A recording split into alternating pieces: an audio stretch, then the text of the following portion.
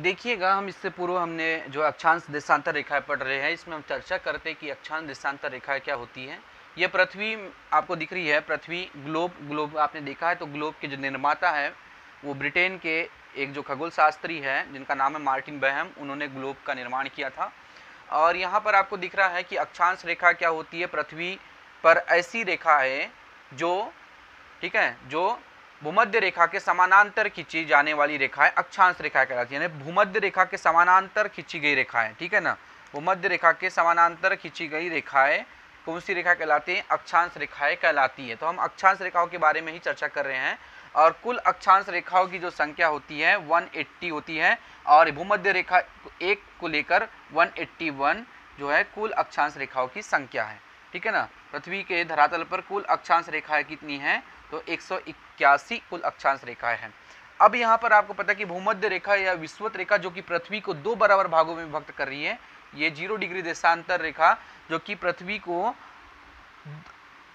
0 degree अक्षांश रेखा जो पृथ्वी को दो बराबर भागों में विभक्त कर रही है, इसे भूमध्य रेखा या विषुवत रेखा के नाम से भी जाना जाता है। दोस्तों, इसमें देखिएगा कि पृथ्वी के में सिर्फ दो ही गोलार्ध है, एक तो उत्तरी गोलार्ध और एक दक्षिणी गोलार्ध, तो दो ही गोलार्ध है। तो पृथ्वी के उत्तरी गोलार्ध के को दक्षिणी गोलार्ध से मिलाने वाली रेखा को संदर्भ बिंदु के नाम से जाना जाता है, ठीक है ना। पृथ्वी में उत्तरी गोलार्ध से दक्षिणी गोलार्ध में मिलाने वाली रेखा को संदर्भ बिंदु या आधारभूत बिंदु भी कहा जाता है।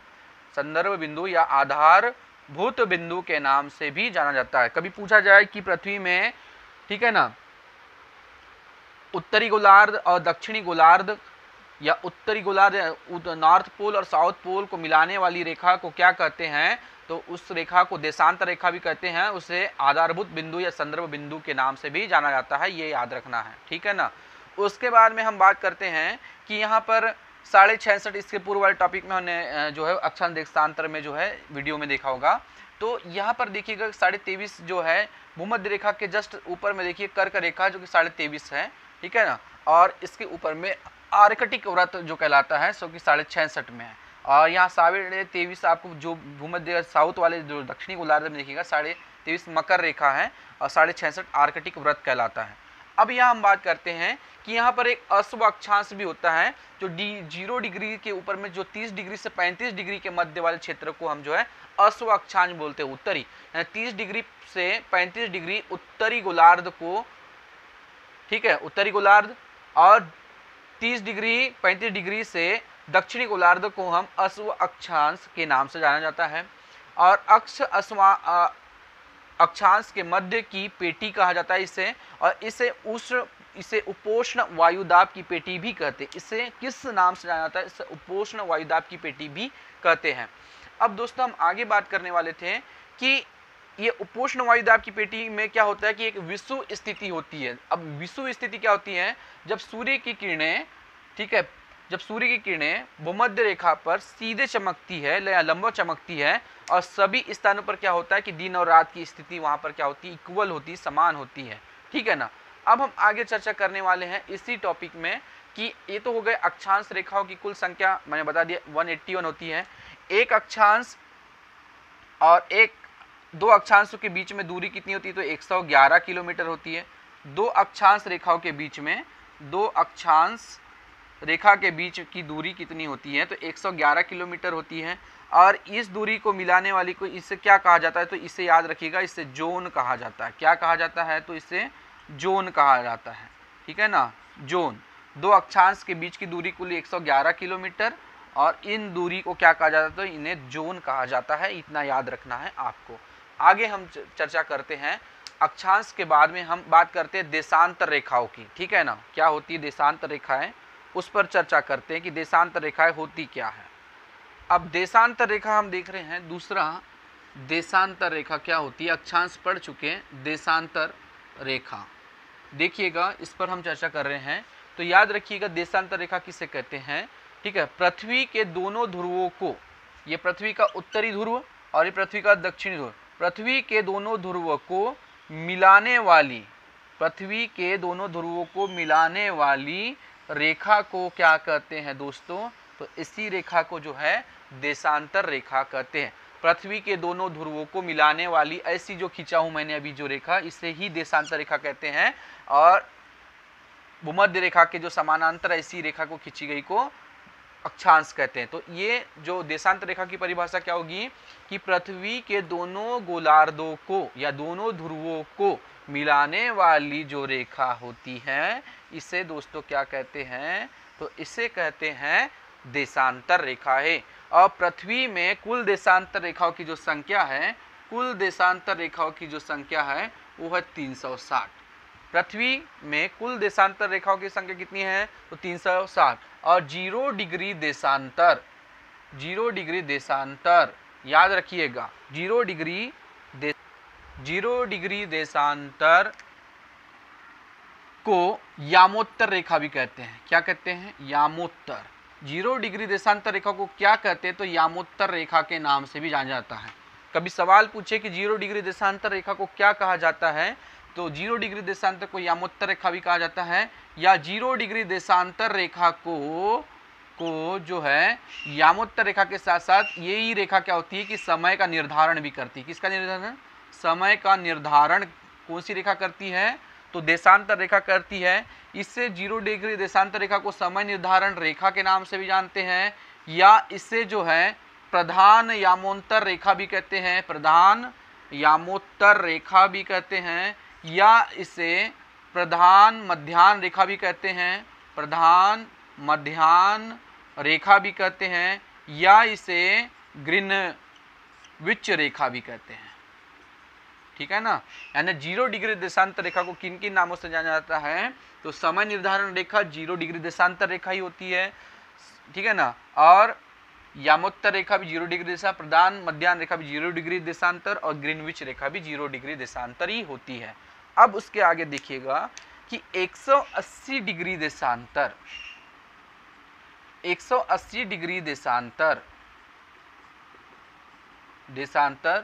को अंतरराष्ट्रीय, 180 डिग्री देशांतर को अंतरराष्ट्रीय तिथि रेखा कहते हैं। क्या कहते हैं, तिथि रेखा। ठीक है, 180 डिग्री देशांतर रेखाओं को क्या कहा जाता है, तो 180 डिग्री देशांतर रेखाओं को तिथि रेखा के नाम से भी जाना जाता है, जो बेरिंग सागर से होकर गया है। जो बेरिंग सागर नाम सुना है, जो जल डमरू है ना। तो अभी मैं अलास्का वाला जो क्षेत्र आपको मैं अभी मैप बनाने वाला हूँ, तो उसमें बताने वाला हूँ कहाँ पर है। तो बेरिंग सागर से होकर जाता है। कहाँ से होकर जाता है, बेरिंग सागर से होकर जाता है। और ग्लोब पर इसे जो है, ग्लोब पर इसे ही टेढ़ी मेढ़ी रेखा कहते हैं, जिग-जैग, टेढ़ी मेढ़ी जिग-जैग रेखा भी कहते हैं। ग्लोब पर इसी रेखा को क्या है, टेढ़ी मेढ़ी रेखा भी कहते हैं, जो कि बेरिंग सागर से होकर जाती है। यह एकमात्र टेढ़ी मेढ़ी रेखा है। इतनी अब आपको याद रहेगी। ठीक है, अब हम आगे चर्चा करते देशांतर रेखा के बाद में। ठीक है, तो 180 देशांतर को अंतर्राष्ट्रीय तिथि रेखा कहते हैं, जो कि बेरिंग सागर पर जाता है। और इसी जो बेरिंग सागर से होकर जाता है, बेरिंग सागर आपको जो दिख रहा है, अलास्का वाला जो क्षेत्र आपको दिख रहा है, तो प्रशांत महासागर में जो पड़ता है बेरिंग सागर जलमंडरू, तो ये प्रशांत महासागर से अंतर्राष्ट्रीय तिथि रेखा जाता है। और यही जो है मानक जो समय रेखा जो लिया गया 82.5 डिग्री समय निर्धारण जो करता है। ठीक है, तो ये समय निर्धारण भी करता है आपका ग्रीनविच मीन टाइम। ठीक है ना, देशांतर रेखा समय का भी निर्धारण करता है। तो ये भारत के जो है इलाहाबाद, मिर्जापुर, नैनी से होकर जाता है। तो ये 0 डिग्री देशांतर रेखा जो है विश्व स्तर में देखा जाए तो 0 डिग्री देशांतर इंग्लैंड ग्रीनविच प्रधान समय मध्याह्न से भी होकर देखने को मिलता है। अब हम आगे बात करते हैं, तो दो देशांतर जो रेखाओं के मध्य की दूरी है ना, यानी कि जो 2 देशांतर रेखाओं के बीच की दूरी को क्या कहते हैं, तो यहां पर देखिए 2 देशांतर रेखा के बीच की दूरी को गोरे कहते हैं।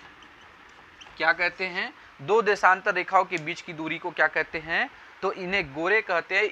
मोस्ट इंपॉर्टेंट सवाल, ठीक है ना। और इस देशांतर रेखाओं के बीच में जो टेम्परेचर जो रहता है वो बिल्कुल समान रहता है, यानी कि यहाँ का जो तापमान होगा वो बिल्कुल भी समान होगा दो देशांतर रेखाओं के बीच में।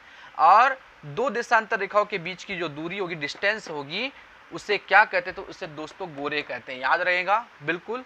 अब आगे चर्चा करते हैं कि 180 डिग्री देशांतर है ना, या 180 डिग्री देशांतर वाले हम क्षेत्र को अगर मान लिए कि इसमें हम चर्चा करने का प्रयास करेंगे। 180 डिग्री देशांतर के 180 डिग्री देशांतर रेखा से पूर्व की ओर जाने पर एक दिन को घटाना पड़ता है।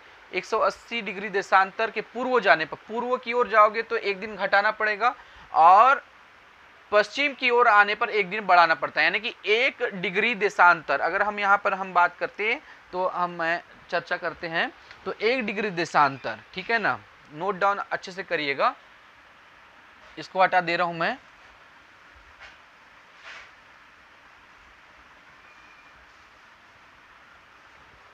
तो 1 डिग्री देशांतर, 1 डिग्री है ना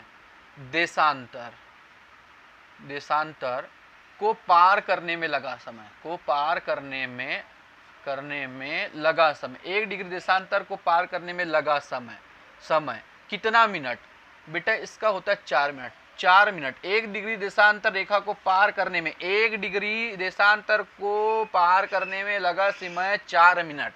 कितना मिनट? 4 मिनट लगता है। 1 डिग्री देशांतर रेखा को पार करने में कितना समय लगता है? 4 मिनट लगता है। और 2 डिग्री देशांतर बीच, यानी 2 देशांतरों के बीच की दूरी को गोरे कहते हैं, और 1 डिग्री देशांतर को पार करने में लगा समय दोस्तों कितना होता है? तो 4 मिनट।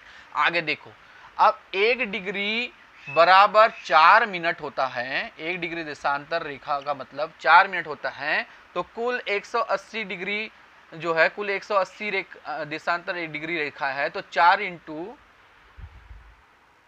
तो दोस्तों इसमें देख रहे हैं कि 1 डिग्री देशांतर को पार करने में लगा समय 4 मिनट का है, तो 1 डिग्री बराबर 4 मिनट, तो 180 देशांतर इंटू 4 इंटू 180 करने पर क्या हुआ? अब इसका गुणा कर दे, कितना आ गया? ये आ गया 18 पंचौ, ये हो गया 72, और ये सुन, तो 480, 720 मिनट, ठीक है। अब 720 मिनट, इसलिए 360 डिग्री कुल देशांतर है, यानी कि ठीक है ना, कुल जो है देशांतर रेखा की संख्या है 360, तो 360 में अपन कर दिए 360 इंटू 4 इज इक्वल टू, अब कितना आ गया? 4 शून्यम सूर्य, 6 चौ 24 की 4, हाथ का या 2 है ना, 6 और 4 तिया 12 और 2 14, 1440। अब 1440 में हम क्या करना है कि 1 डिग्री, ठीक है ना, तो इसमें हमको क्या करना है कि अब 60 का भाग देना है, ठीक है ना, 60 का भाग दे दिए, ठीक है। अब 60 का भाग देने पर क्या होगा कि 0 से 0 काट दिए, 6 चौ दूनी 12 और 6 चौ 24, तो ये आ गया 24 घंटे, 24 घंटे, ठीक है ना, समझ आ गई बात। अब इसके आगे में 24 घंटे हो गया। अब आगे देखते हैं,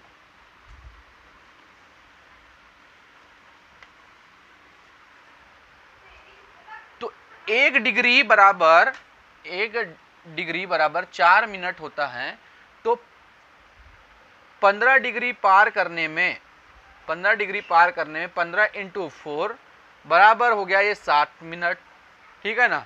इसलिए 15 डिग्री बराबर, इसलिए ठीक है ना, ध्यान से आप कैलकुलेशन देखिए, 15 डिग्री बराबर देशांतर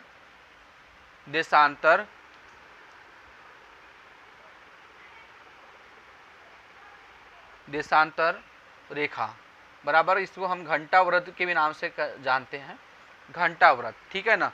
अब 2 देशांतर के बीच की दूरी कितनी होती है? तो मैंने बताया था कि 2 देशांतर रेखाओं के बीच की दूरी कितनी होती है, तो याद रखना है कि 2 देशांतर रेखाओं के बीच की दूरी, तो 2 देशांतर रेखा के बीच की दूरी 111.32 किलोमीटर, और 2 अक्षांशों के बीच की दूरी मैंने बताया था उसके पूर्व में 111 किलोमीटर। 2 देशांतरों के बीच की दूरी होती है 111.32 किलोमीटर, ठीक है ना, याद रखिएगा, ठीक है। इतनी चीज नोट कर लिया आपने। 2 डिग्री देशांतरों की जो दूरी है, ये अधिकतम दूरी बोलते हैं इसको, अधिकतम दूरी है। और न्यूनतम दूरी, अगर न्यूनतम दूरी कहीं होती है तो वो होती है ध्रुव पर। तो न्यूनतम दूरी होती है वो 0 डिग्री होती है, न्यूनतम दूरी वो भी ध्रुवों पर होती है। ठीक है, तो ये याद रखिएगा कि ये हमारा जो है देशांतर रेखाओं का फार्मूला है। इसको आप देशांतर रेखा कैसे निकालते हैं ये, ठीक है। तो ये देशांतर रेखा का फार्मूला, चूंकि सूर्य पूर्व में उदय होता है और पृथ्वी की परिधि में अपनी जो है दूरी पर घूम रही है, पृथ्वी अपनी परिधि पर दूरी पर घूम रही है, अतः पूर्व में एक देशांतर जाने पर 4 मिनट बढ़ता है, तो पश्चिम की ओर जाने पर 4 मिनट घटेगा। ठीक है ना, इसलिए 180 डिग्री देशांतर पूर्व और पश्चिम के मध्य